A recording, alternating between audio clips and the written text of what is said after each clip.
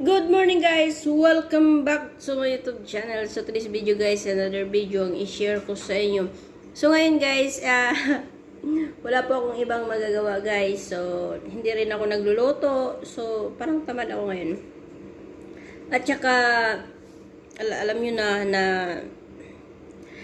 simple lang talaga ako pag ako ay kumain. Kaya nga, ano lang guys, tea at saka biskwit. Ayan, yan lang talaga yung kinakain ko. Hindi naman sa everyday, pero every night, yung kinakain ko ay biskwit. So ngayon guys,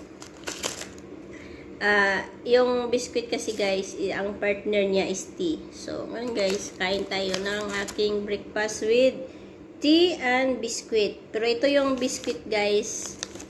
Yan siya, oh. Tea biscuit. So, ayan guys. Keep on watching. Wow. So guys, ito na siya, oh. Yan. Ito na po yung ano natin. So, uminom rin ako guys ng tea na without sugar. So, yun na yung ginagawa ko everyday. Mamayang gabi na ako iinom ng kape. Kasi, pag uminom ako ng kape guys, napaka-antok ko talaga as in. Baliktad. Baliktad yung mundo.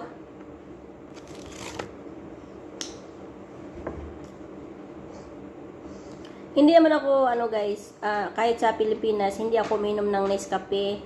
Ano lang talaga, gatas. Pero, masarap pala yung Nescafe. Lalo na pag pure kasi, nalalasahan ko. Gusto kasi yung lasa niya, yung mapait na matamis, yung Nescafe.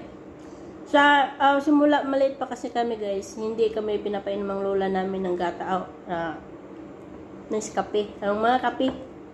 Kaya yung mga 3-in-1, ano ba dyan, hindi sa tiyan ko. Yeah, simple lang, tea.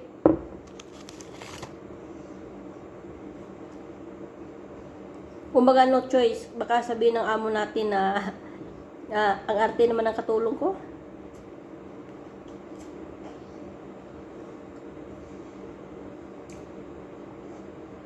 Dito ko lang na naranasan yung mga trabaho, maglaba, magluto, maglinis sa bahay.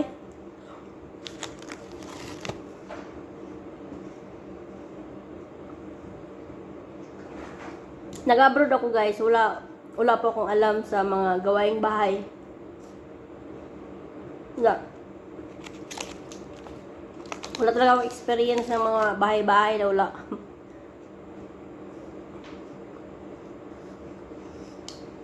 Kasi guys, doon sa namin, may kasi may tagali.